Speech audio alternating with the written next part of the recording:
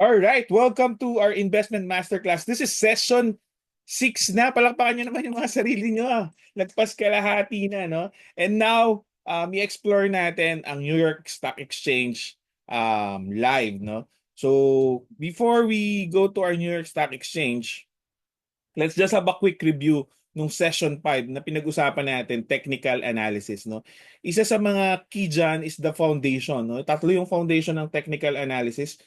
Price, discount, everything. So kung ano nga ng presyo ng stocks ngayon, anong presyo ng isang forex currency pair ngayon, Bitcoin, cryptocurrency, US stocks, commodities like gold, it discounts everything. Kung ano man ang alam na ng tao about it, alam na ng market, nandyan na yan. No? So kung may bagong owner, discounted na yan sa price ngayon. Pangalawa, price moves in trends. No? There is an uptrend, there is a downtrend, meron din tayong sideways. So yung trends na yan will actually help us in terms of identifying saan ang entry natin, saan ang exit natin. And then, all of this because history repeat itself. Technical analysis foundation yan. Kaya somehow ang technical analysis is a self-fulfilling prophecy, di ba? Kasi lahat tayo nag-technical analysis na identify natin yung area kung saan aakyat yan. At dahil tayo na-identify natin yan, pag nakita natin dun yung price, we all start buying. Kaya umaakyat ngayon yung stocks or any investment instrument. Ganun din, pag nakita natin na ito is a place where people sell, we start selling. Kaya nagiging self-fulfilling prophecy in a way ang technical analysis. Siyempre, pinag-aralan din natin ng candlesticks. So candlesticks ang mostly ginagamit ngayon sa charting pag ng price action, no? Through candlesticks. I want to make sure na iintindihan mo how candlesticks works, no? More than the pattern, kasi later on I'm gonna give you a pattern directory, no? Para pag ganitong pattern, ito yung posibleng mangyari. Pero kahit na hindi mo yan kabisaduhin, kung alam mo ang kwento ng isang candlesticks, you will know what's happening sa market. Bakit aakyat yan, bakit bababa yan. So importante, more than understanding the candlesticks, is really feeling the story. Pag nakakita ka ng candlesticks, nafe-feel mo yung kwento nung trading nung araw na yun. And then, syempre, importante sa technical analysis, kaya natin ginagawa lahat yan, is to identify yung support and resistance. Kasi yan ang mag-guide sa atin saan ba ang ating strategy in terms of maybe buying, in terms of maybe selling itong investment na ito. Trend lines and price correction, no? So pag alam mo yung support and resistance, pwede ka na mag-drawing ng trend lines para maging guide mo. Kailangan aware ka rin sa price corrections. Isang stocks umakyat ng napakabilis, no? For sure, babalik yan dun sa support and resistance or sa trend line natin. So abangan mo yan. Either price correction, ibig sabihin umakyat, bumalik agad dun sa ating trend line. Kung hindi naman price correction, in terms of time, over time, baka mag-sideways na yan papunta dun sa ating trend line. At syempre, bending reality, more than understanding this na experience niyan. So that's what we have in terms of session 5. Do you have any question regarding sa session 5 natin, technical analysis? Alright, kung wala, isa sa mga assignment natin, pumunta ka sa Investagram at mag-practice ka doon ng charting, di ba? Support and resistance, sabayan mo na ng trading. Do? Kasi doon sa trading grounds ng Investagram, pwede kang mag-buy and sell like what we did last session. So hopefully, meron ka ng Investagram account na explore mo na yung trading grounds para nakakapag-practice ka. Para pag pumunta ka sa live market, meron ka ng idea paano yung gagawin. Maganda sa Philippine Stock Exchange kasi most of the time, daily chart ginagamit natin. So, ibig sabihin, kung daily chart yan, medyo mahaba-haba yan, hindi ka day trading. Pero yung natutunan mo doon, pwede mong gamitin yan sa forex, sa crypto, sa gold na isang isang oras lang, 2 oras, 4 na oras, pwede ka nang kumita. So, pwede mong gamitin yan doon. At the same time, syempre, pag nag-New York Stock Exchange tayo, pwede mo rin yan gamitin. Sabi ni Zoe, I tried po yesterday and medyo na grasp ko na po ng concept. Nice! Congratulations! Zoe, no? Again, no, pag sa trading ground, medyo bumilis, 'di ba? Kasi nagne-next ka, gumagalaw. Pero ang totoo noon, kada candlestick noon, isang araw, 'di ba? Isang araw 'yon, no? Hindi katulad sa Forex, 'di ba? Sobrang lakas gumalaw. Yung Philippine Stock Exchange natin, medyo mabagal pa 'yan. So, pag nauna ka sa Forex, 'di ba? Nag-Forex ka agad, tapos bigla kang magte-trade ng Philippine Stock Exchange, mababagalan ka kasi ang bagal gumalaw ng Philippine Stock Exchange. Primarily because of liquidity, kakaunti lang kasi ang nagte-trade. Compare mo yan sa Forex na pinakamalaking market sa buong mundo sa ngayon, 'di ba? Or maybe nag-crypto ka, mas mabilis.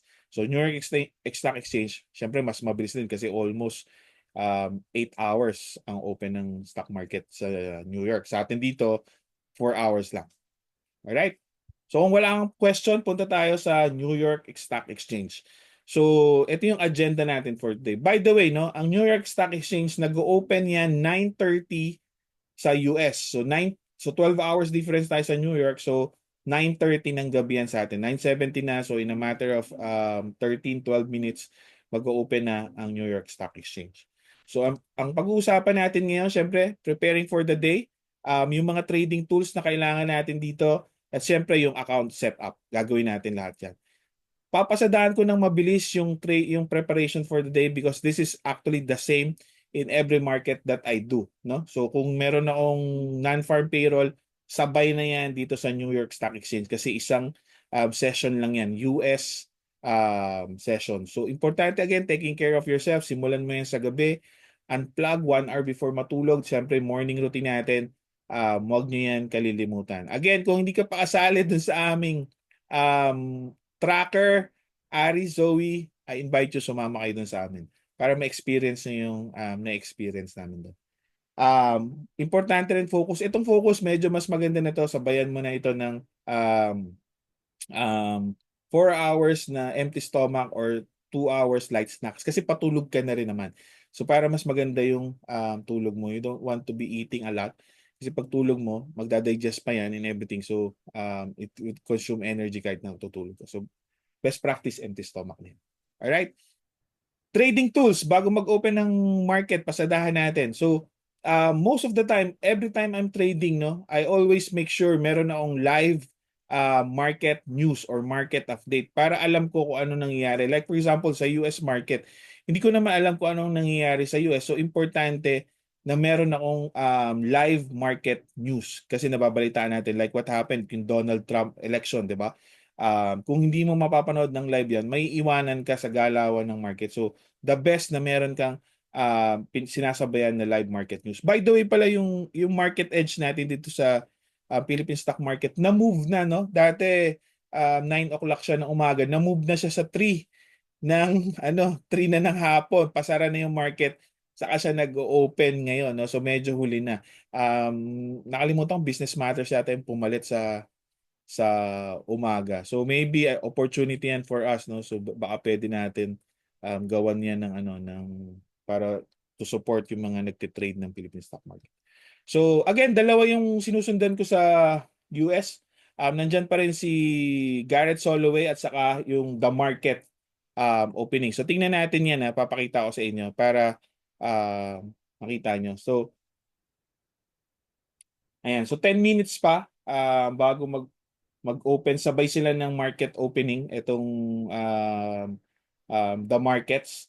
This is brought to you by ito, Trader TV Live.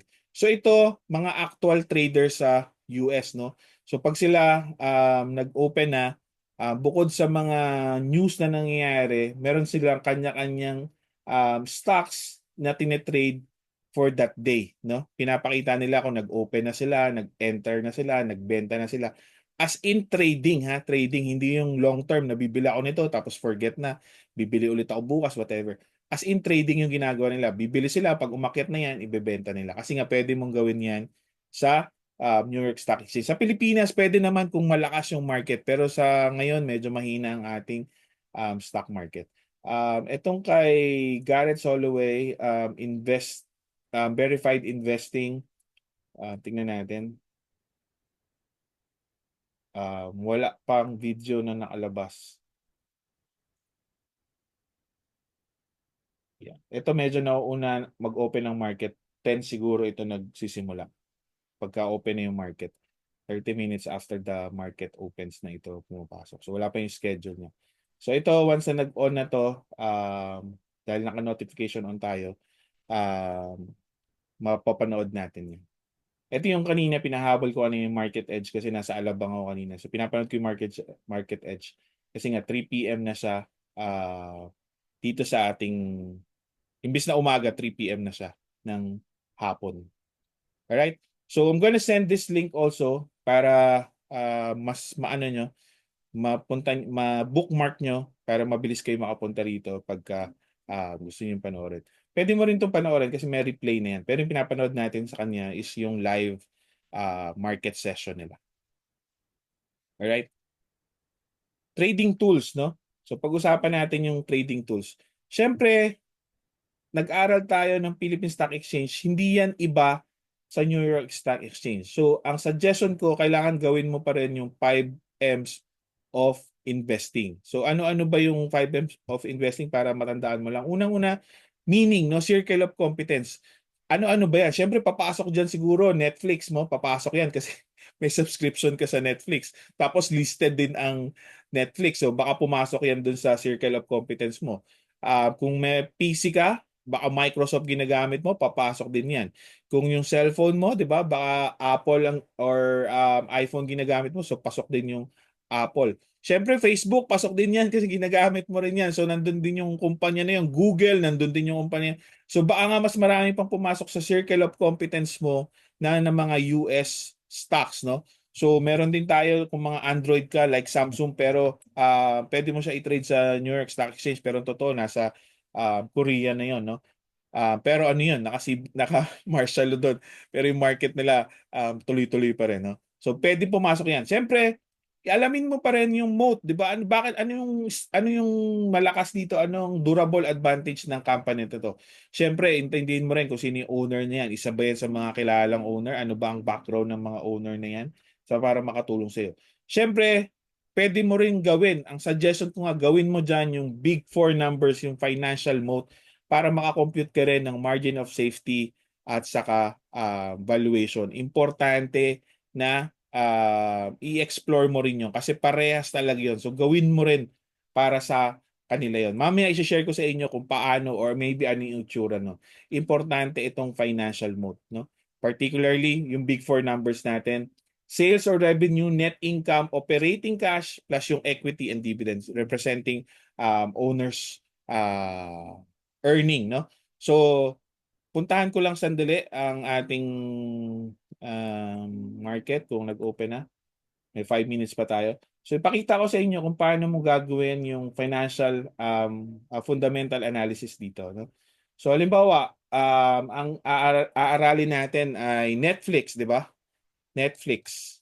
Yan, Netflix tapos investor relation pa rin. So same lang doon sa process na ginagawa natin dito.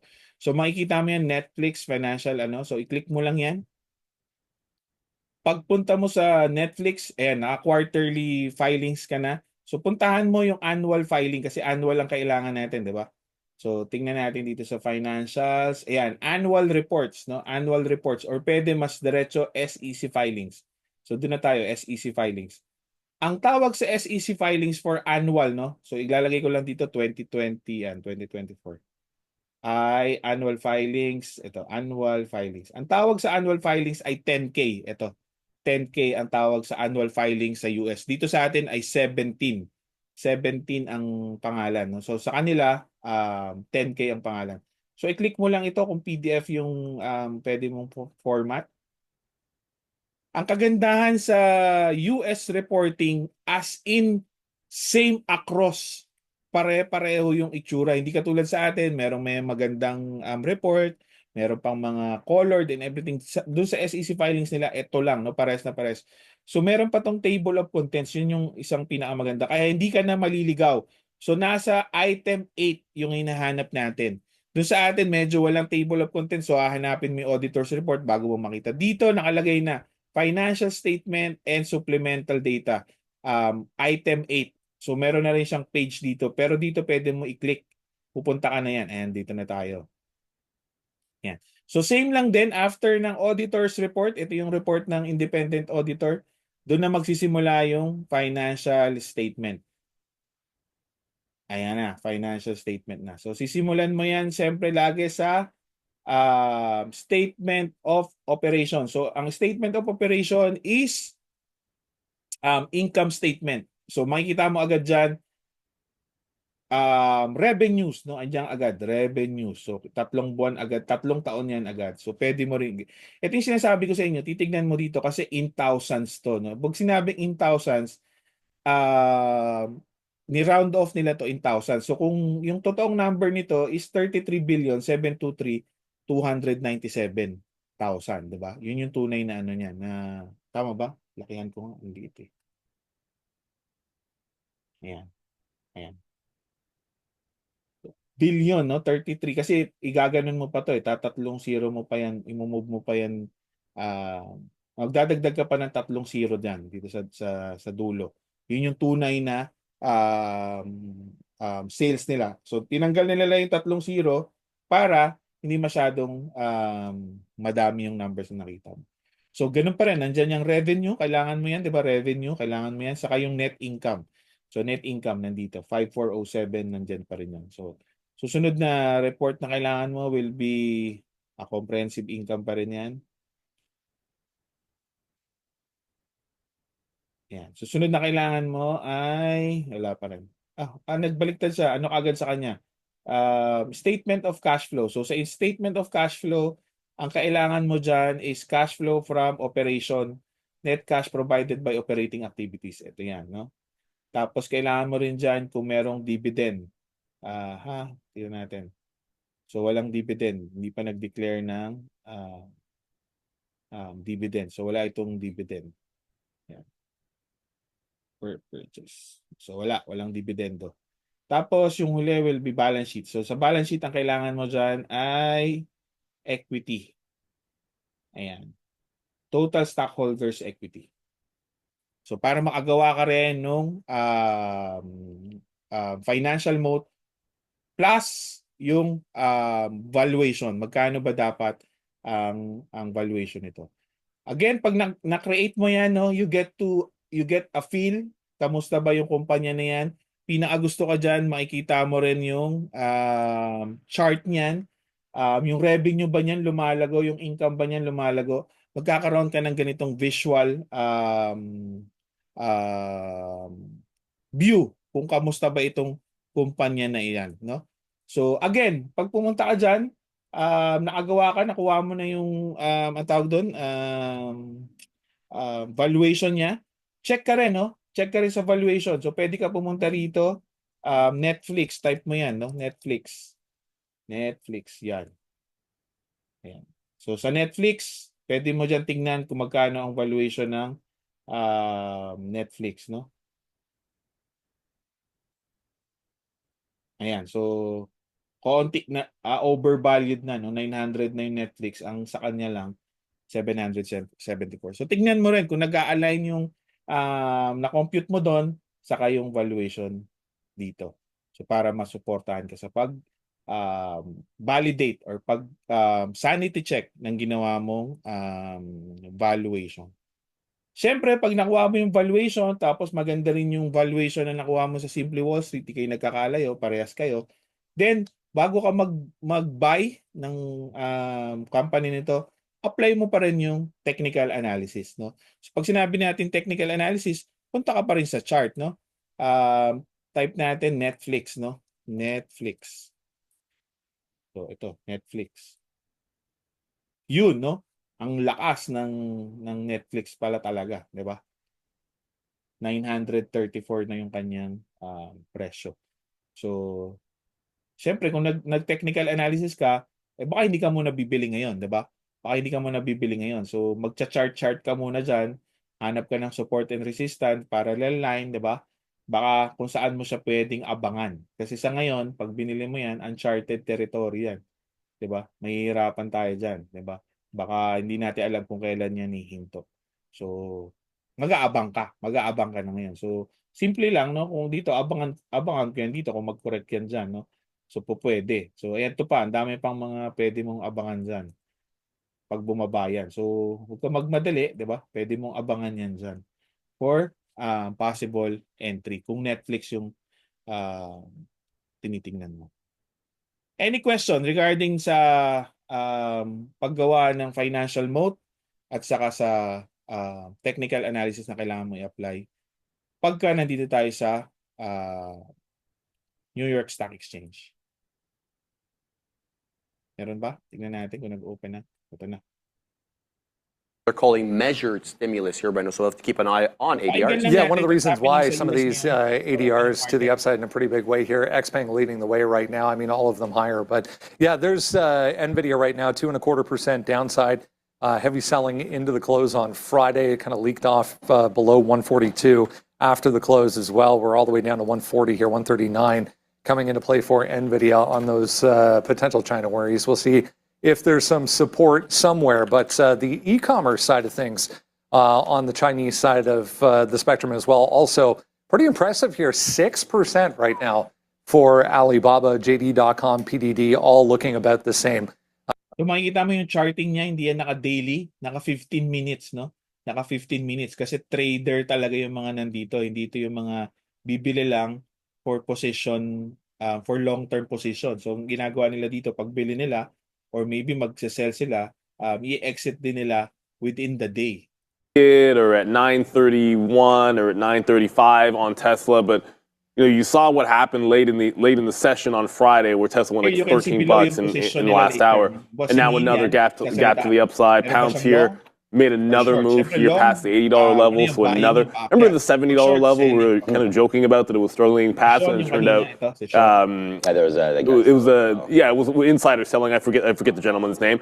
And then SMCI gets an extension to file the report till February, so they're also going to be up. And then the Chinese names, which I trust maybe not as much as some of the others. But yeah, certainly a good morning. Even if the market is going to be flat, it's plenty to watch. I'm a little bit bearish on a couple of chip names, though, is based on what I'm seeing. That's the only downside. Some of the chips look a little weak, and they look like AMD looks like a short. Yeah, we were on that Nvidia short on Friday there, and we were wondering why it was so red against what the market was doing, as the Nasdaq and the ES both was logging in, finished at the highs, all-time highs, and then now pulling back a little bit today, down 0.2 right now for the Nasdaq, just kind of hovering around there, and the ES as well down 0.5 right now. So we'll wait to see. ES 6100 couldn't come into play. I mean, I have all eyes basically right here on Tesla. I mean, what a stock, what a run. We've been calling these kind of moves for a while on this name. Ever since we had that election, it was just been, wow. Like, talk about, I mean, there's been other plays that you could have made bigger returns on since the election. But again, kind of an obvious one. If you were leaning towards, the Trump side of the trade, of the election, then, a big supporter, Elon, Tesla 400. I mean, now we're going. Plus. All right. So ayan 'yun, no. So magaguide ka niyan, ano ba yung mga stocks na malakas ang galawan for today, or maybe yung inaabangan din nila, no. So makakakuha ka diyan ng mga chismis. Sa Pinas kasi wala tayong ganyan masyado kalakas na market na it will move, no. Sa atin nga pag hindi ka na naka daily chart, nagpunta ka na sa intraday chart, bungi-bungi na yung ating chart, no, kasi nga hindi ganoon ka-heavy ang ating volume, no. So balik tayo sa ating presentation. Siyempre, doon heavy sa technical analysis plus mga updated na balita regarding sa market. Like nung sinabi ko sa inyo, no, nung nanalo si Trump, no. Siyempre lahat ng Trump trade unang-una yun na nag-akyatan. Siyempre, alam naman natin si Elon, isa yan sa mga kilalang supporter. So, yun yung sinasabi niya kanina. Pagpili ng broker, no? Gusto ko lang muna mag-disclaimer, no? Currently, wala akong live or active position sa New York Stock Exchange, no? Wala akong position ngayon dyan. Kasi kung titingnan mo, napakalakas ng New York Stock Exchange. Naiwanan ako niyan nung umalis dito nagsara yung ating broker na Shari kasi siya yung aking pang trade or pang invest sa US market, New York Stock Exchange, yung Shari. nawala yan, no? So nung bago pa nawala yan, nakapag liquidate na ako ng position. So ngayon ang gagamitin natin is GoTrade, no? So GoTrade na subukan ko na, nag-deposit na ako diyan, nag-trade na ako diyan, nagbenta na ako diyan at saka nag-withdraw na rin ako diyan. So lahat 'yan na experience ko na. Plus GoTrade, mas matagal na ito kaysa dun sa Pinoy company na Shari-Shari. Kaya ako dun nag-invest sa, dapat GoTrade talaga umpisa pa lang. Kaya lang yung Shari-Shari kasi Pinoy yung gumawa. Pinoy yung gumawa. And somehow meron akong connection dun sa gumawa, no? So nalaman ko na gumawa siya, nag-reach out siya sa akin, nagkakwentuhan kami about it. Naggawa ako ng mga videos supporting Shari-Shari. Kaya lang after 3 years yata or 4 years yung Shari-Shari, 3 years, they decided to quit, no? Hindi pa rin kasi ganun kalakas ang participation ng mga investor sa Pilipinas para sa US market. Kasi true enough, no, sa local nga natin hindi na ganun yung kalakas yung participation. How much more pagka US market pa yung pag-uusapan natin, 'di ba? So they decided to discontinue. So ang kagandahan naman dito, babalik naman sa iyo lahat ng mga pera mo diyan, position mo diyan, kailangan mo i-close. Makukuha mo naman, wala naman problema. Ganon din sa GoTrade, no? Ang GoTrade ay based sa Malaysia, no? Based sa KL tong GoTrade, no? So ang downside ko lang sa GoTrade, base siya. So kailangan nasa cellphone mo. Mamaya I'll try to present it to you using my cellphone para ipakita ko sa inyo mamaya yung GoTrade. Pag i-explore natin yung kanyang app, no? Kasama natin, gagawin natin mamaya live deposit kasi based on my experience, yung deposit as in almost real time. Yung withdrawal, it will take 2 banking days bago pumasok sa bank account. So, downside din sa GoTrade, pag mag-withdraw ka, kailangan may bangko. May bangko ka. Hindi siya nagbibigay ng withdrawal papunta sa GCash. Pero papasok, pwede through GCash. Palabas, bangko ang ang kailangan. Pag ikaw naman ay magte-trade kasi meron na tayong account sa Xnest, yun ang gagamitin natin, trading Xnest, no? So mahirap pag mag-i-invest ka, ibig sabihin bibili ka, alam mo, bibili ako ng Tesla, I wanna hold this for 2 years, 3 years, or maybe 6 months na matagalan, no? Mahirap pag nasa Xnest ka kasi naka-CFD broker ka. Contract lang yung binigay sa iyo ng Xnest na meron kang binili na stocks or like Tesla, whatever. So hindi ta talaga may hawak ng Tesla. Tapos naka-leverage ka rin sa Xnest, 'di ba? Ang pera mo ay $100, naka-times 1,000 ka, edi naging $100,000 yung binili mo. So malaking chance na pag naging volatile 'yon, pwede ka ma-kick out sa iyong trade sa Xnest. Kasi nga CFD broker siya. Pero pag nasa GoTrade ka, no, dahil totoong stocks yung nasa iyo, kahit pa bumagsak yung Tesla sa mababang presyo, hindi ka maliliquidate. Meron ka pa ring hawak na Tesla, mababa na nga lang yung presyo. Hindi katulad sa Xnest, no, yung $100 mo, pag yung loss mo sa Tesla umabot na ng $100, or actually hindi aabot ng $100, ma-out na yung position mo sa Tesla. Kasi nga naka-leverage lagi pagka CFD trading. So gagamitin lang natin yung Xnest para sa trading like forex, gold, crypto, pwede rin sa stocks kung ite-trade natin yung galawan niya. Pag GoTrade, this is more of long-term investment. Ibig sabihin nag-accumulate ka. Which is sakto rin sa atin, no? Kasi mamaya titignan natin yung chart ng New York Stock Exchange. Mukhang nasa tuktok talaga, no? So pag ito ay nag-correct, saktong-sakto, ito yung opportunity natin na mabili yung mga company na gusto natin sa mababang presyo. At kung syempre, paano yan, Elmer, pag tuloy-tuloy bumaba? Then mas lalong favorable sa atin yan, makakapagdagdag pa tayo on a regular basis. Diba? Basta yung pagpili natin ng kumpanya, solid.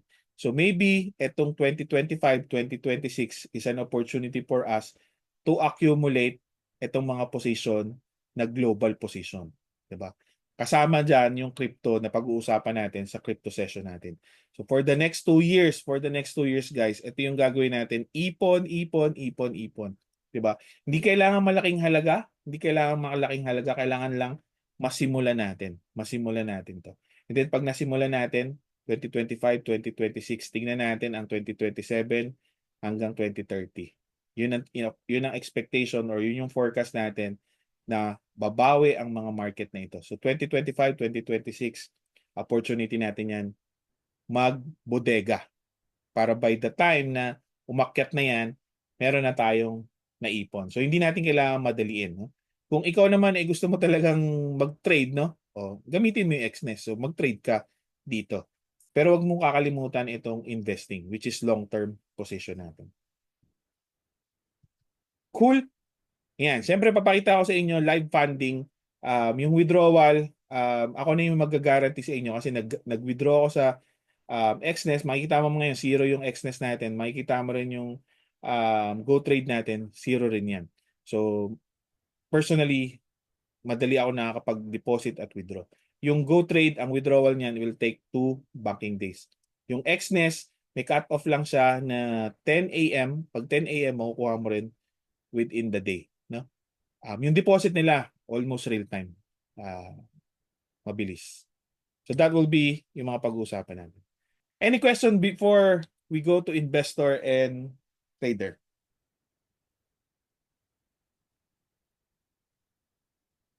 Alright. Sige. So again, no, pag pumasok ka sa ganitong klaseng market, no, kailangan maintindihan mo, are you an investor or a trader, no? Ano ang pinagkaiba? Investor, you're here for a long-term holding ng position na 'yon, no? Medyo passive din 'yan, no? So hindi ka kung ikaw ay investor sa mga global market, hindi ka naman talaga magpupuyat, no? Hindi ka naman talaga magpupuyat. 9:30 open na yung market, ilagay mo yung entry mo, ilagay mo yung trade mo, makabili ka na and everything, pwede ka na matulog, 'di ba? Buy and hold strategy or maybe cost averaging tayo, 'di ba? Next week naman ulit, 'di ba? Buksan mo ulit yung market, 9:30 open na, tignan mo yung stocks na gusto mo, ito yung presyo, bilhin mo na, tulog na ulit. Or just do it on a regular basis, no? Cost averaging plus buy and hold strategy. Tapos pag na-reach na yung target natin base sa ating financial mode, pwede ka na magbawas, di ba? Not necessarily ibenta mo lahat kasi nga malakas ang US market. Baka pag nagbenta ka, diretsong umakyat, may iwanan ka, baka mapahabol ka sa mga taas na presyo. So, pag na-reach yung target mo, maybe sell half, sell 1/3, whatever, para meron pa ring natira. No? Ngayon, kung bumaba, yung binenta mo, ipasok mo ulit. So, ganun yung magiging ano. So, isa sa mga session natin is trading strategy later on. Pag-aaralan din natin. Pero kung ikaw ay trader, walang problema, no? Dito lang kailangan mo lang mag-invest ng time sa day trading. O dito sa atin magiging night trading 'yan kasi 9:30 ang simula. So kung magte-trade ka, maybe ito malakas na market 9:30 hanggang 12:30 bago sila mag-lunch, no? Pagka-lunch nila, bibihira na magkakaroon pa ng malakasang move ang US market unless merong something, no? Pero yung umaga, yan yung pinaka malakas nilang market. So siguro si Zoe, pwede na hanggang 2:00, Zoe, no? After 2:00, tulog na. Kasi at that time, 2 to 4, sarado na rin yung US market. So, saka hindi ko na inaasahan na may malakas pang galawan at that time unless meron ano. So, that will be pag trader ka. So, active trading. Again, pag nag-trade day trader ka, gagamitin mo XNES. Huwag mong gagamitin yung GoTrade, no? Kasi merong limitation si GoTrade. Hindi ka pwede mag-trade sa GoTrade ng sobrang dami. May minimum trade siya. So, pag nag-open ka, depende sa funding mo, makikita mo doon ilan yung pwede mong buy and sell in a week. No? So, meron siyang ganong klaseng features na hindi mo siya pwedeng gamitin for trading or day trading. Clear ba? Yung ating investor at saka being a day trader. Ayan. So, ito yung GoTrade, no? Sinend ko sa inyo yung link para sa sa GoTrade. Pwede mo yan puntahan. Ito yung aking account. Tapos I'm gonna share with you paano natin ito popondohan, no? Paano natin yan popondohan. So, I'm gonna connect lang aking mobile phone dito sa Zoom para maano natin, para makita natin, no? Wait lang ha, i-share ko lang yung aking, i-share ko lang itong aking ah, mobile phone, no? Hopefully mag-work. Recording in progress. Ayan. So nakalagin. Yeah. Alright. Tingnan natin. Pag may mga message sa akin na huwag nyo nang i-screenshot ha. Share. This will stop sharing. So mag-stop yung sharing na yan. Mag-go tayo sa live funding. Screen share. Start now. Okay. Yan. Yan. Can you see my Can you see my screen now, no? Sige. Puntahan natin yung GoTrade.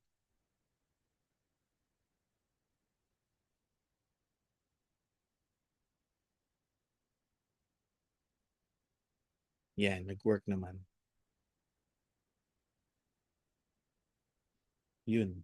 Ba't ganyan?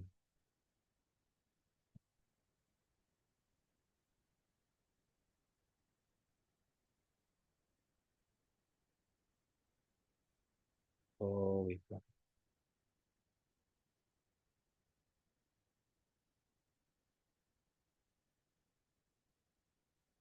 GoTrade.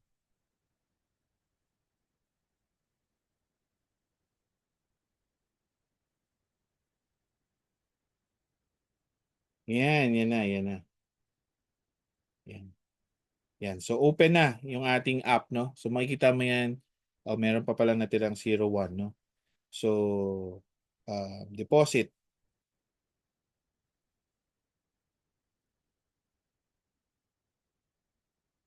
Yan. So deposit to GoTrade. Transfer funds, deposit to GoTrade. Tingnan nga natin tong instantly, parang hindi ko pa nakita. Ito meron. Yan. So pag Philippines, no, pwede mo na itong dumiretso ka na sa deposit instantly. Yan. Tapos, ito, pag instantly, meron kang tatlong option, no? Union, Union Bank, BPI, or GCash. So, ang gagamitin natin is GCash. Ayan. So, PHP, no? Ang basihan. So, gusto ko US dollar. Pwede ba US dollar? O hindi nakikita yung US dollar. So, convert natin. Nasa mga 6,000 siguro. Ito sa baba, makikita natin yung US dollar equivalent niyan. Nakikita nyo ba? 101.42 pagka 6,000.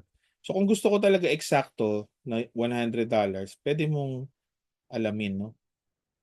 So, sobra pa rin yan. 5,8. 5,9,1.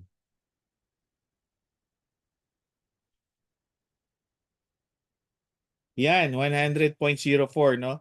So, 5,919 yan. So, preview deposit, no? Preview deposit. Yan, swipe up to deposit. So, tingnan natin. So, nakita nyo naman kanina na walang laman yung ating GoTrade. So, complete payment.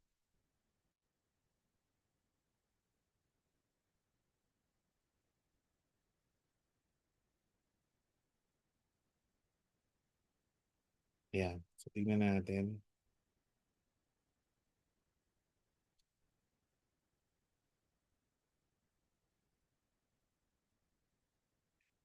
Kailangan ko pala itong i-edit pagka nag-send ako sa inyo ng para hindi makita yung mga password.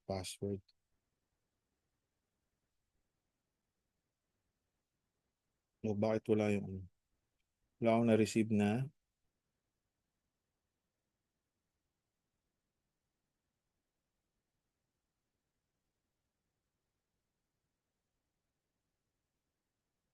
GoTrade. Ito. OTP 587341. 587341. Yun, naghang. 587341. Next. Next. Proceed.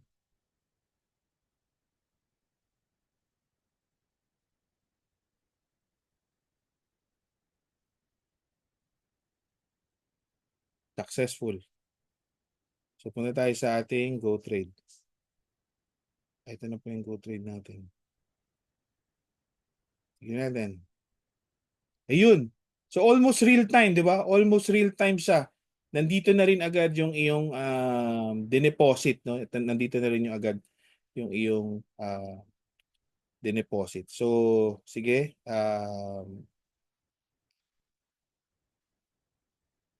Tanggalin muna natin yung stop natin yung share screen. Any question regarding funding ng Go Trade?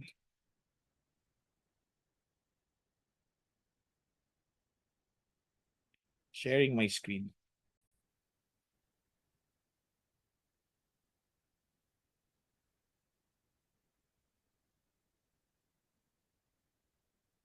Yan. So pwede mo naman pwede mo naman gawin 'yan sa iyo. So para meron ka ng funding, no. So mamaya yung pagpili ng stocks pag-uusapan natin.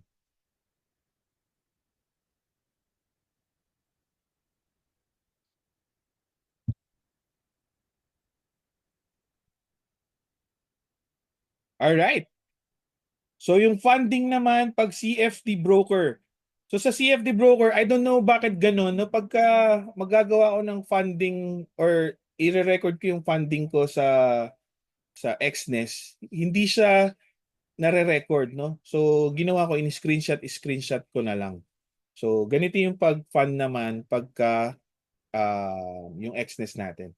So again, simulan mo muna sa opening ng account. Hindi mo kasi pwedeng pondohan yung demo, 'di ba? Walang yung demo, i-click mo lang do kung magkano gusto mong balance sa demo. Pero pag yung live account, kailangan meron kang live account. So open a new account ka muna. So again, ang ginagamit natin na account sa Xness is standard, no? Standard ang ginagamit natin. So make sure standard yung na-click mo diyan.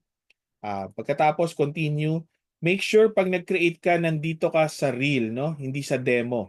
Kasi yung demo, hindi kailangan ng actual na pera niyan. So dito ka dapat sa real. So again, ang ginagamit natin na leverage, maximum leverage tayo dito, 1:2,000 pagka live account tayo, no? Ang currency na gamitin natin, USD na, no? Tapos lagyan mo ng account name, kung ano yung account name. Tapos create ka ng password. Reminder lang, yung password na i-create mo dito is para sa account na i-create mo. Hindi para dun sa Xness mo. Kasi yung Xness mo can hold maraming account, no? Maraming account. Hindi ko alam kung gaano karami ang pwede. Pero pwede kang maggamit ng napakaraming account. Napakaraming demo, napakaraming real account. So pwede mong gawin yun, no? So isa lang yung access natin doon nung create natin yung Xness account natin. Pag nag-create ka ng account, iba-iba, pwede na iba-iba yung password mo para sa access. Kasi yan yung nag-experience natin last time na medyo hindi natin naalala. So madali naman palitan yung password. So make sure lang isulat mo or whatever what will work for you para alam mo kung ano yung account, password na pang-trade. Not the mother account, ha? Yan. Tapos next, i-click mo dyan yung deposit. So makikita mo yan dito. No? Ito yung kiniklik natin para makita natin yung account details. Remember, nandito yung account details para kung gusto mo MT5 kang gagamitin mo. I-click mo to para ma-access mo yung account mo sa MT5. Diba? So may alam mo na yan. So ang i-click mo dyan, itong deposit. Diba? Deposit. So deposit, itong kagandahan dito sa Xness, meron na rin siyang GCash. So ako ang ginagamit ko diyan ay GCash, no? Isa sa mga gusto ko sa GCash, almost real time para nung kaninang sa Go Trade natin, agad-agad natin siyang nag-reflect agad, no? Ang suggestion ko, be sure kung ano ang gagawin mong pag-invest sa Go Trade, no? Kasi ang hirap sa GoTrade, yung pag-withdraw mo, merong bank charges, no? So kung magdi-deposit ka tapos magwi-withdraw ka, matcha-charge ka ng mga 300 pesos or more, depende yata sa magiging exchange rate. So make sure lang kung naglagay ka sa GoTrade mo, it's for your investment sa New York Stock Exchange. Kung gagamitin mo rin siya, wag mo doon ilagay kasi medyo, 'di ba? 6,000 dineposit natin, matcha-charge kang 300, ilang percent na agad 'yun, 'di ba? So malulugi tayo sa charges ng bangko kung withdraw ka ng withdraw sa GoTrade mo. Pero syempre kung lumalaki na at kitinita mo na 'yun, maliit na lang 'yun, 'di ba? Wala nang problema kasi kita mo na lang 'yun eh. So ang suggestion ko pag naglagay ka sa GoTrade, it's more of your long-term investment sa US market. So, even siguro bago ka mag-deposit sa GoTrade, no, isipin mo muna kung anong stocks yung bibilin mo. Mamaya pag-uusapan natin. Tapos, mag-alat ka na ng amount doon. Siguro, lalagay ko dito, 'di ba? Depende sa'yo. Ano ba yung maluwag sa'yo? Every week, maglalagay ka ng 1,000 or maybe every month, lalagay ka ng anong amount sa'yo. Ikaw nang bahala. Tapos gagawin mo na lang on a regular basis. Ngayon, kung wala ka pa naman bibilin, wag mo muna ilagay doon, no? Kasi ba may ilagay mo 'yan doon, tapos kailanganin mo, pag withdraw mo, na-charge ka. Dahil bank transaction yung withdrawal ng GoTrade. At sa Xness hindi kasi GCash. So ang challenge mo na lang dito is yung conversion rate, 'di ba? Yung conversion na lang. Kung tumaas yung dollar, baka kumita ka pa sa pag-withdraw mo. Pero kung bumaba yung dollar, baka mas konti yung ma-withdraw mo. O baliktad yung ano ko. Ayan. So ganun din, no? So fill out mo lang yung GCash mo, GCash account number. Tapos dahil nga pwedeng marami kang account sa Xness, make sure yung pa-fundingan mo is tama yung account, ha? Tama yung account.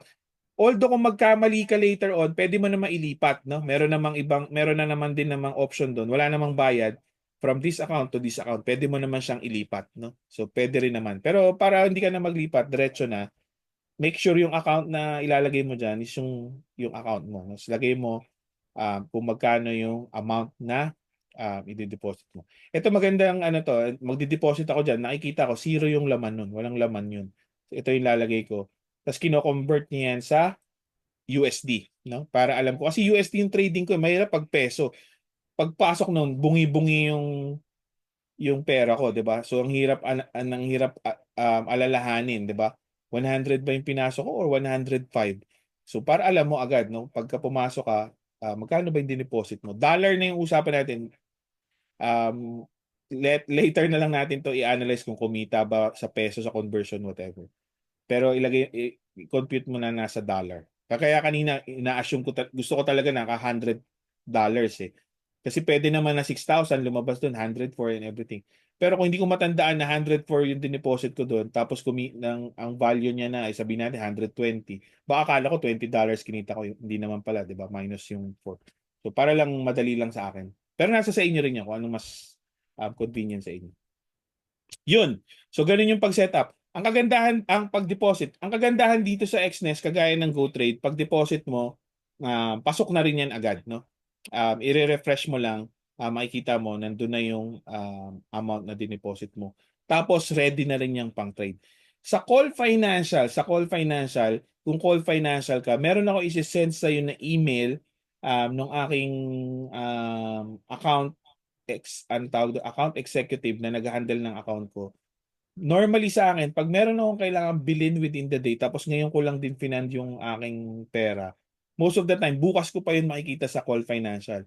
Isasend ko sa iyo yung email ng Call Financial na pwede mo siyang i-email. Sabihin mo sa kanya, nag-deposit na ako. Can you check? Baka pwede ko nang may credit sa aking account. So pagka tinawagan mo yun or maybe in-email mo yun, papasok agad yun sa account mo. I-check ko lang kasi I remember last time na nag-message ako sa kanya, hindi ko matandaan kung tama yung rinig ko na wala na siya sa Call Financial. But I'll just send you an email para pag nag-deposit ka sa call, most of the time kasi one day ang crediting, 'di ba? Nag-deposit ka ngayon, bukas mo pa yun makikita sa Call Financial account mo. Kaya sa Call Financial, ang suggestion ko, kung ano yung schedule mo diyan, regular mong ilagay. 'Di ba? Regular mong ilagay. Kasi pag mag-withdraw ka naman sa call, wala namang charges. So okay lang. Kung commitment mo every week 5,000 or every month 5,000, ilagay mo na yan doon. Ilagay mo na yan doon. Tapos pagka pasok na yung presyo ng stocks mo, ibilin mo na rin. Ngayon, kung hindi pa pasok at kailangan mo, pwede mo namang withdrawin. Walang problema. Cool? Any question? Alright. So, technical analysis, set up na tayo ng ating stocks na bibilin, di ba? Again, bago ka magbibili ng stocks dito sa US market, recommendation ko, do your 5M investment, no? Yung 5M of investing natin. Para pag nag-invest ka, kilala mo yung company na pag-i-investan mo. So, mas maraming kumpanyang pagpipilian doon. Kaya napakahirap kung hindi ka magpa 5Ms of investing practice na ginagawa natin. So, bago ka mag-invest doon, kailangan na intindihan din natin yung mga index doon. 'Di ba? Katulad dito sa Pilipinas, at least sa Pilipinas, main index natin, Philippine Stock Exchange Index. So, tinitingnan natin yan. No? Ano ba ang kalagayan ng Philippine Stock Exchange Index natin? So, isa yan sa mga guide natin in terms of entering. So, ito yung Philippine Stock Exchange Index. Yan. So, makikita mo, mahina, no? Bumagsak. And kanina, itong malakas na sinasabi natin na malakas na candle nung Friday, mukhang naninegate kanina, no? Naninegate kanina, bumagsak because of a lot of things, no? Sa Middle East, 'di ba? Meron pa tayong South Korea, a lot of things, no? A lot of uncertainty. So, yan, bumaba na. So, parang nanegate niya na to kasi nag-close na siya below dito sa opening nito, 'di ba? So, yung mga nandito, lugi na ulit, 'di ba? So, again, ito yung story na naman ng candlestick natin for today, 'di ba? Sa Philippine Stock Exchange, no? So, ito yung current candle natin. Isang napakalakas na candle ng Friday, pero negated ngayon, no? Kasi nag-close below na. So, itong lahat ng mga ito, actually, sama mo pa yan. Lahat yan, lugi na kasi nandito na yung closing, di ba? Nandito na yung closing. So, meron tayong isang trend line na tinamaan. Di ba? Ito, tinamaan to. So, nag-close pa siya below. Pero ito yung pinaka-last natin, last defense, no? Kung magko-close pa yan pababa, wala na tayong higher low. Kasi kung magbababa pa yan, lower low na ulit, di ba? Lower low na ulit itong ano natin. Wala pa tayong higher high to offset itong high na ito. Magkaroon sana. Konting trading na lang ang ating meron ngayong December. So let's see kung paano to magko-close. Ito yung Philippine Stock Exchange Index. Pagpunta mo sa US, no? Puntahan lang natin to. Merong 4 na malalaking index sa US. Ito yung top 3, no? Top 3 muna, top 3. Unang-una will be Nasdaq. Ang Nasdaq, ayan. Ito yung mga technology company sa US, no? Technology company. So yung top 5 nila diyan, Microsoft, Apple, Google, Amazon, Nvidia, no? Ito yung top 5 nila. Hindi ko alam kung anong month ito, pero ito yung top 5 nila diyan sa Nasdaq. So ito ang nasa Nasdaq, hindi lahat ng kumpanya, tech companies lang, no? Pangalawa will be the S&P 500. So ito yung largest public companies, listed companies across sa US, across industry, no? Iba-ibang industry. So again, masasama rin diyan yung technology company kasi nga sila yung malalaki. So almost the same, no? Almost the same yung top 5 ng S&P 500. Dow Jones, no? Ito naman yung 30 largest companies across industry din, no? Ito yung top 5 nila, no? United Health, Microsoft, Goldman Sachs, Home Depot, McDo. So ito naman yung top 5 nila. So ito yung mga sikat na index na minomonitor natin sa US. Tapos syempre meron tayong Russell 1000. Ito naman yung 100 o 3,000, hindi 1,000. 1,000 top companies sa market by capitalization, no, by market cap. So ito medyo mas malaki yung mas malaki yung companies na involved dito. Sa atin, ang minomonitor natin ay Philippine Stock Exchange Index. 30 companies lang yun sa Pilipinas, no. Ito napakaraming kumpanya. So pag tinignan natin yan sa um, um, trading view natin, so pwede kang mag-create dito ng iyong watchlist, no? So kagaya ko, ang binabantayan ko itong mga index na ito. So pag ito, puro index lang yan. So ito yung Philippine Stock Exchange Index. Tignan naman natin yung malalakas na index sa US, di ba? Ito yung Nasdaq. Nakita mo ba yung presyo ng Nasdaq ngayon? All-time high na naman, di ba? Ngayon pa lang nagkaroon ng ganyang presyo sa Nasdaq. Ganyan kalakas ang US market, di ba? Yan. So again, pag nandito ka na sa US market, apply ka ng iyong support and resistance. So meron tayong trend line, uptrend line na yan yung nilalagpasan niya. Pwede ka rin magkaroon ng parallel channel, no? So lagyan natin ng parallel channel para tingnan natin asan ba yung resistance niya, no? So pwedeng ito or pwedeng ito. So dito na lang tayo sa maraming touches. So touches pababa, nag-touch pababa, muntik na mag-touch, bumaba. So, yeah. Kung titingnan mo ito, medyo malayo-layo pa ang lalakbayin nitong Nasdaq dahil malakas. So, sa ngayon, 'di ba? Sa ngayon, wait and see muna tayo. So, abangan natin na mag-correct yung Nasdaq bago tayo. At least ako pero kung meron kang ginawang fundamental analysis, technical analysis, okay din naman 'yan, no? Pero for me, aabangan ko muna yan dito sa mga support na yan, no? Like for example, umakyat na yan, aabangan ko yan dito. Kung mag-hold, okay. Ngayon, kung bumaretso pa bumaba, di magdadagdag na naman ako dito sa susunod na support. This is technological tech companies, no? Ito naman yung S&P 500. So same thing, no? Napakalakas din ng S&P 500, all-time high din ngayon, no? Yan. So again, for now, hindi muna ako papasok dyan. Aabangan ko muna yan mag-correct. At least dito siguro sa area na yan. Kung bumaba pa, ito na naman yung susunod na support area. Kung bumaba pa, ito na. Dito ko na yan aabangan. Diba? So ito naman ang S&P 500. Dow Jones. Yan. So yung Dow Jones medyo nagsisimula ng yumuko. No? Nagsisimula ng yumuko. So tingnan natin kung aabot ba siya dito or dito pa siya aabot. Actually, mas maganda dito kasi sakto rin siya sa trend line na pataas. No? So dito mas malakas. Meron ng support dito na horizontal. Meron ka pang support na trend line. So tignan natin kung umabot siya dito. Or baka mag-correction lang in time. Dito na lang yan ulit magsimula umakyat. So ito naman ang Dow Jones Industrial. Then last will be yung Russell 3000. No? O Russell 2000 pala na naman ang dito. So ganun din, nauna na to, yung muko na to, medyo mas bumababa na. So pwede dyan magdagdag. So ito yung mga index ng US market. So ang gagamitin natin dyan, pag nag-technical analysis tayo sa US market, will be the golden cross, 'di ba? Alam naman natin yung golden cross, pinag-aralan natin yan sa technical analysis natin. Do you still remember? 500 moving average at saka yung 50 moving average, no? So yun ang golden cross. Kung yan lang ang alam mo sa technical analysis, no? Hindi na yan masama. Kasi tignan mo ang Nasdaq. Ito yung golden cross ng Nasdaq. Ito yung 200 moving average, pula. Ito yung 50 moving average, green, no? Kung nung nag-cross yan, saka ka bumili. 'Di ba? Saka ka bumili. Hanggang ngayon, hindi ka pa nagbebenta kasi sabi mo magbebenta ka pag nag-cross naman pabaliktad, 'di ba?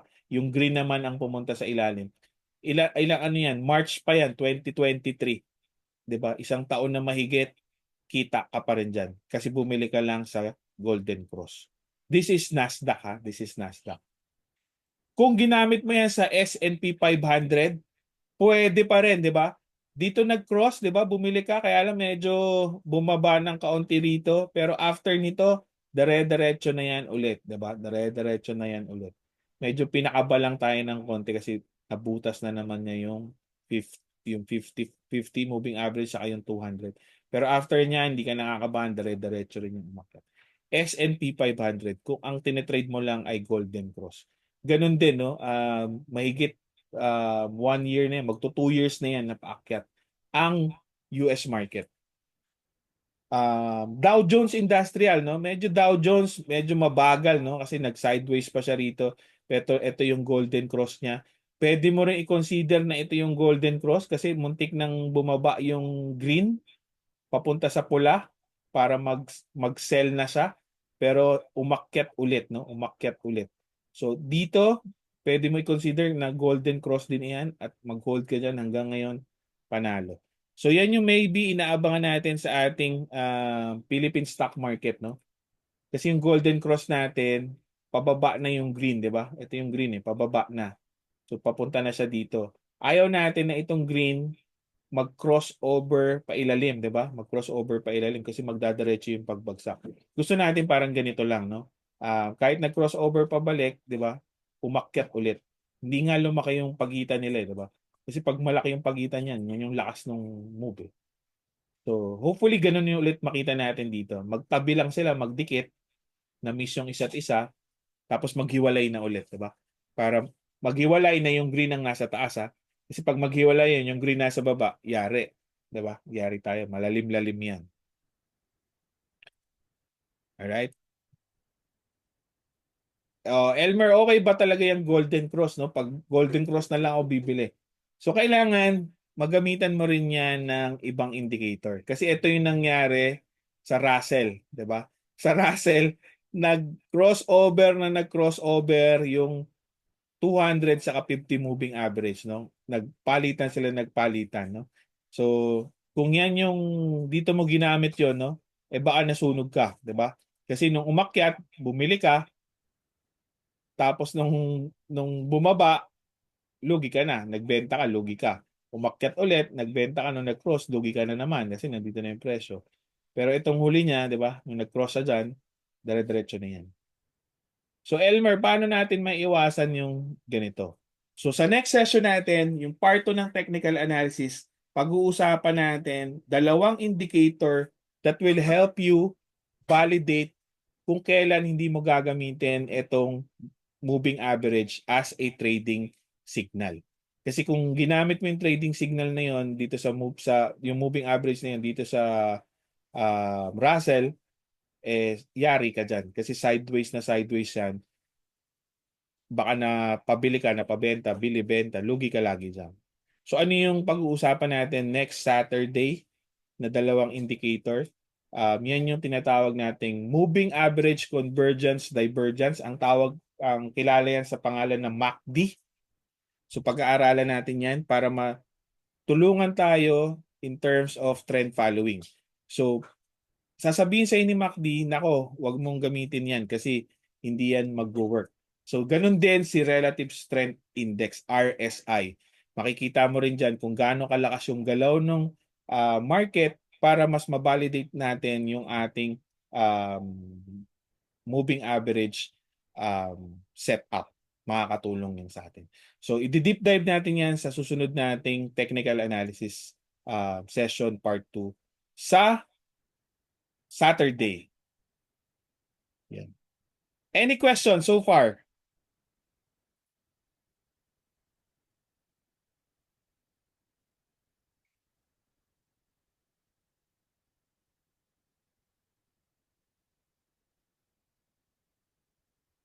Question? Wala naman. All right. Kung wala kang question, balikan natin what's happening sa US market. Head Travis Axelrod. So let's see. 2025, I guess, is the plan here for the Model Q. I'm pumped because I think we're going to see a real big stock movement in the next few months if this actually ends up being the.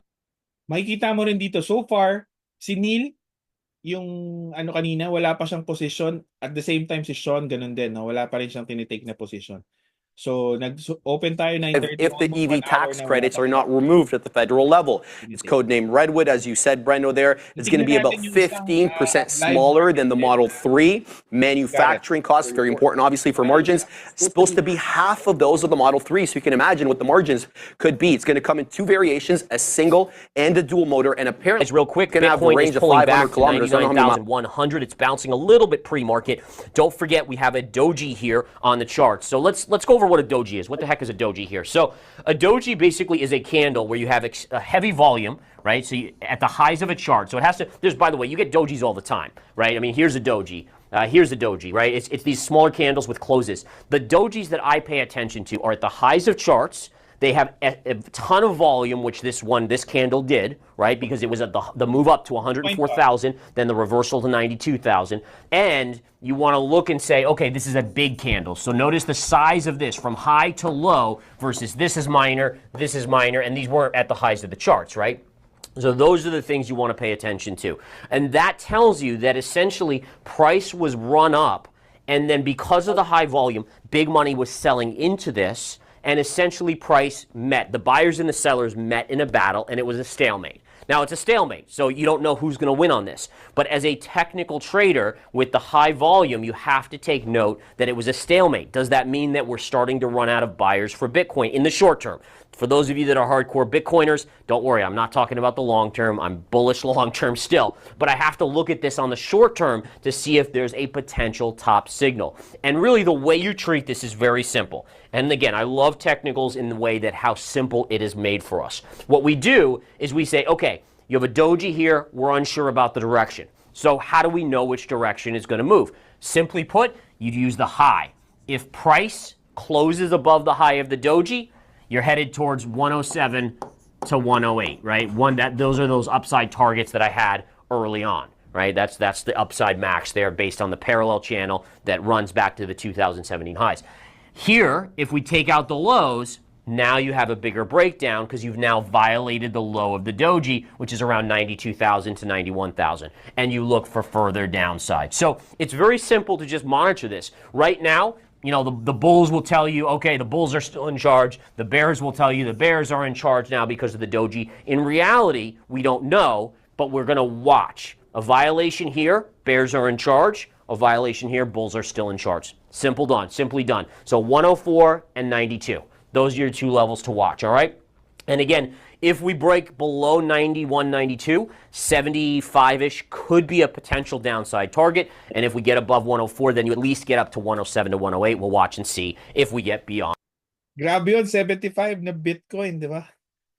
And how to trade it appropriately. Let's look at gold real quick here, guys. If we bring up gold on the charts, gold is actually having a good move to the upside. So this looked like the bear flag was going to play out, and then you're getting a nice bid today to the upside. Just remember, as long as you have this wide range reversal candle, then this technically would be bearish price action, right? So again, we could draw a parallel in here. This again is sideways chop. Nonetheless, it's a good strong day on gold today. I saw GDX was having a good day, but keep in mind, you're still within this wide range red reversal candle here. So on a technical basis, the bias is slightly to the negative side. It's not as negative as it was over here when it looked like it was going to break down. But again, it's still within this wide range red bar, so it still has a slight negative bias. Silver, look at this.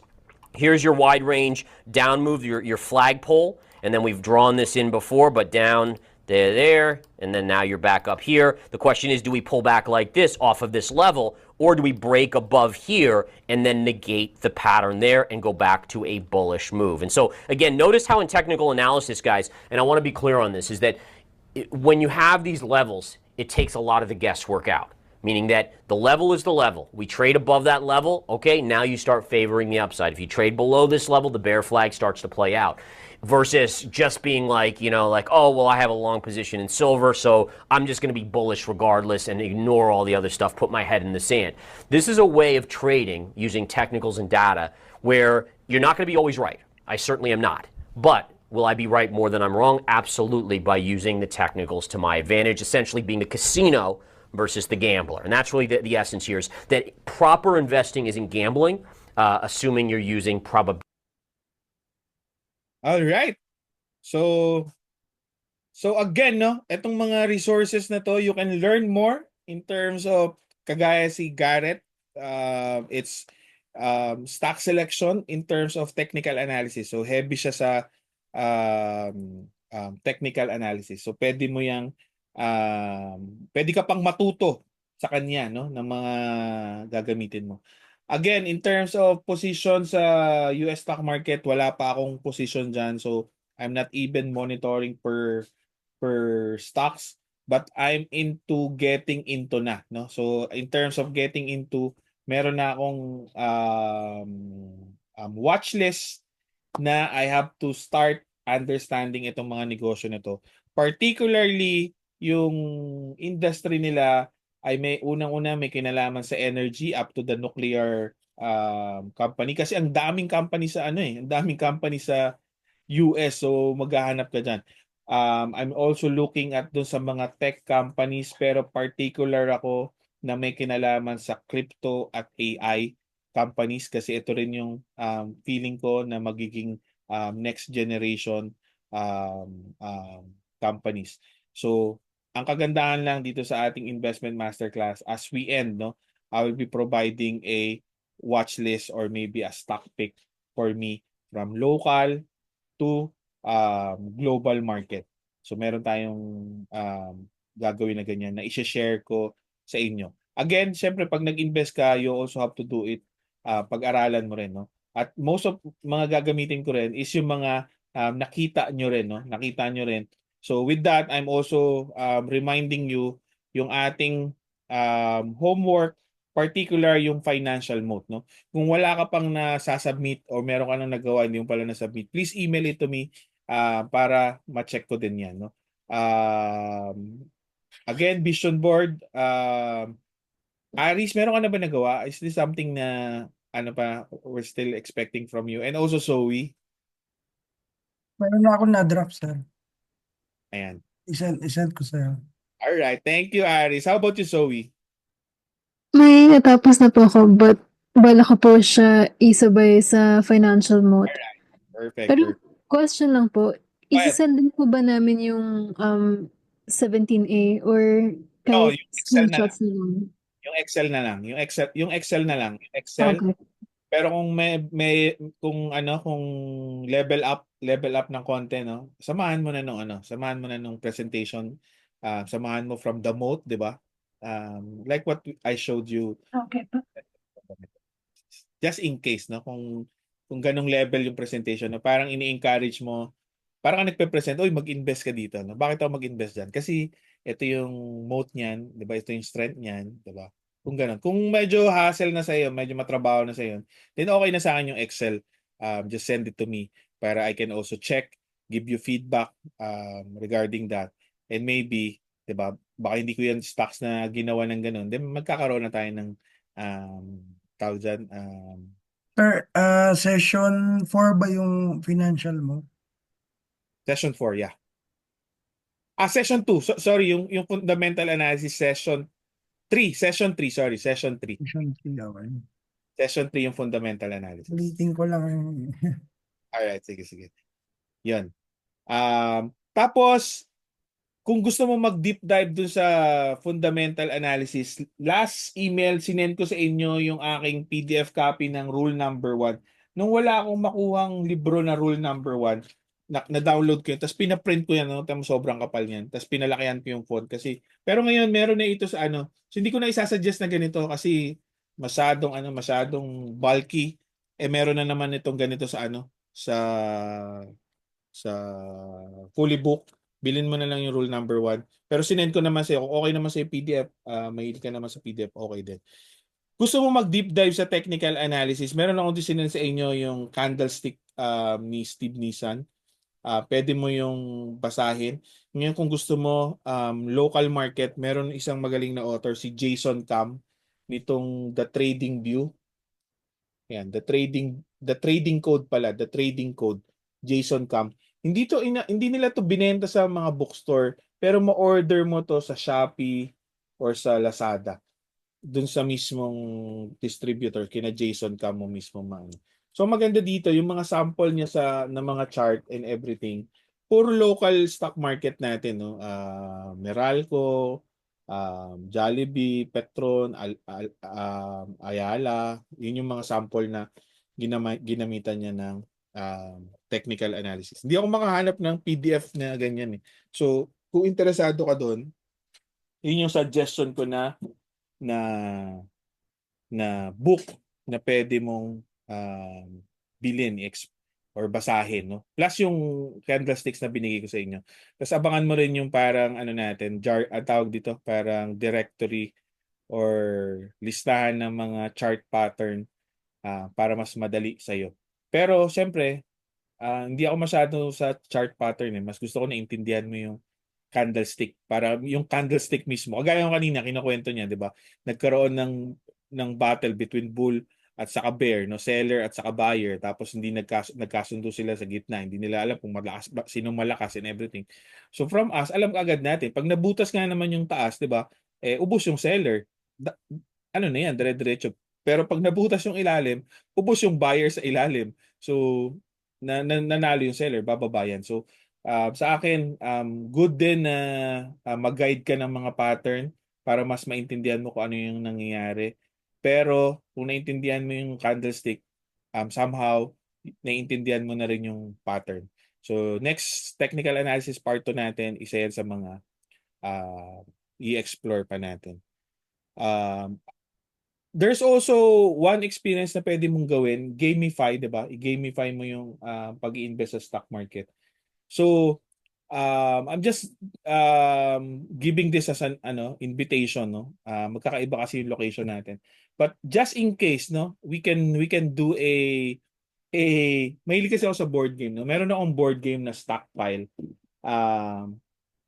Minimimik nito yung pag-i-invest sa stock market having an inside information. Halimbawa, alam mo na tataas itong stocks na to. Ikaw lang nakakaalam, may mga kalaro kang iba. Alam mo na tataas to. Paano ang gagawin mo, 'di ba? So, this board game actually let you experience that, no?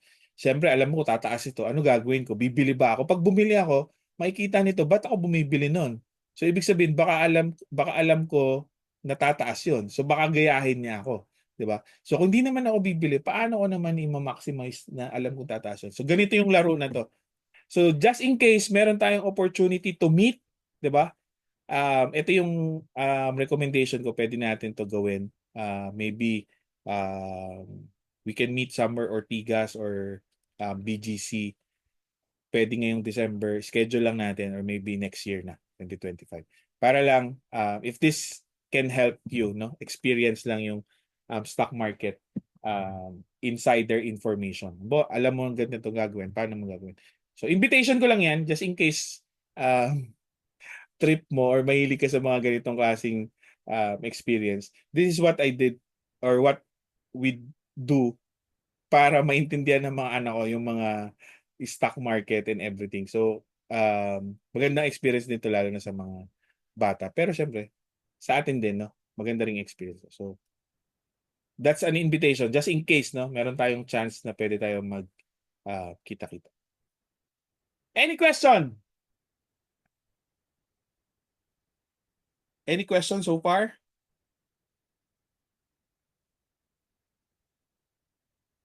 And wala tayong trade ng US market dahil wala akong stocks na alam na bilhin, and I will not just buy it for now, no, kasi nga ang gagamitin natin. Pakita ko pala sa iyo yung ito dito sa ating Xnest, no, kung paano ka bibili ng stocks dito, no, kung paano ka bibili ng stocks dito. So again, pupunta ka lang sa view, tapos pwedeng market watch or pwedeng symbols, no. So try natin sa symbols kasi last time ginamit natin ito yung market watch, no. So, try natin yung symbols para naka-organize. So, symbols tayo. So, pag pumunta ka sa symbols, ayan, makikita mo ito yung mga forex group, 'di ba? Ito yung mga forex pairs, 'di ba? Pag pumunta ka sa crypto, ito naman yung mga crypto pairs na pwede mong ma-trade. So, pagka yung index, no, gusto mo i-trade yung saan na tayo? US Wall Street. Ito yung S&P 500. Yung tech dapat yung tech. Ito US tech, ito yung Nasdaq. Itong US 30, ito yata yung Dow Jones, no? So pwede mo na i-trade mismo yung index mismo, no?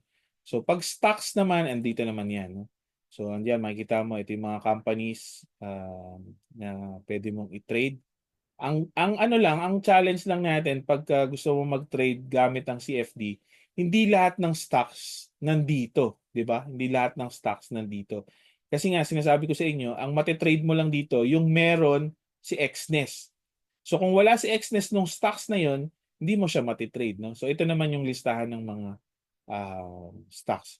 Pero yung mga big names naman nandito yan, like Facebook, ito nga Meta platform, nandito naman yan, Google, Alphabet. Pero hindi lahat ng kumpanya, Netflix nandito rin. So pero hindi lahat, again, no, hindi lahat nandito. Yan lang, konti lang yan. Ilang Nasdaq pa lang 1,000 na yun, di ba? So hindi lahat nandiyan. Yan. So, ito lang. Yun yung challenge natin. Baka may gusto kang i-trade, wala dito. So, hindi mo siya matitrade. Pero nandun yun sa GoTrade mo. Kasi sa GoTrade mo, halos lahat ng pwedeng i-trade sa US, makaka-invest ka doon. So, mas marami nasa GoTrade kaysa dito. Isa pang gusto ko sa GoTrade, meron siyang access sa ETF, Exchange Traded Fund. So, 'di ba sa atin ang exchange traded fund natin dito, ano lang, First Metro. Doon napakaraming exchange traded fund, no? So, pagka gusto mo makita yung ano nito, tong chart na ito, right click, ayaw. Show symbol.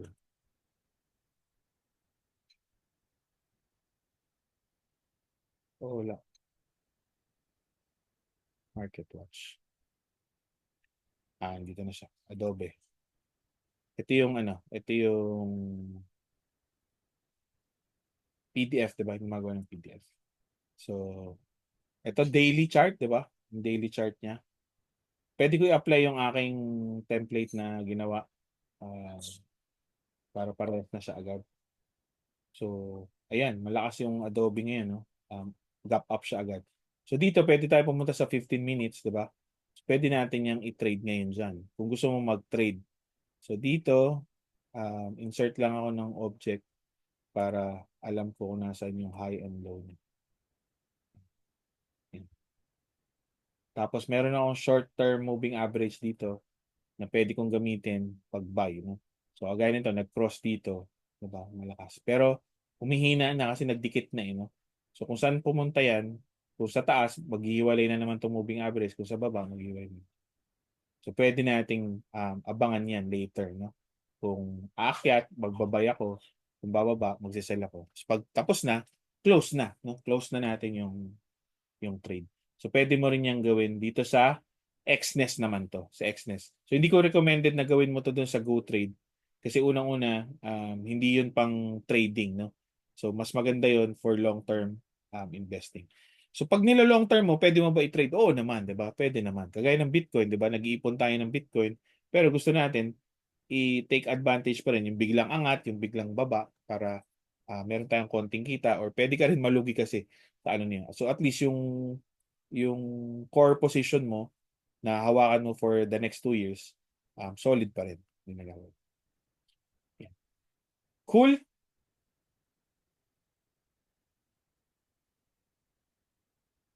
Wala ka ng question? Kung wala ka ng question, maraming salamat sa inyo. Ipo-provide ko ulit again yung recording natin para dito. I-ano ko na stop recording.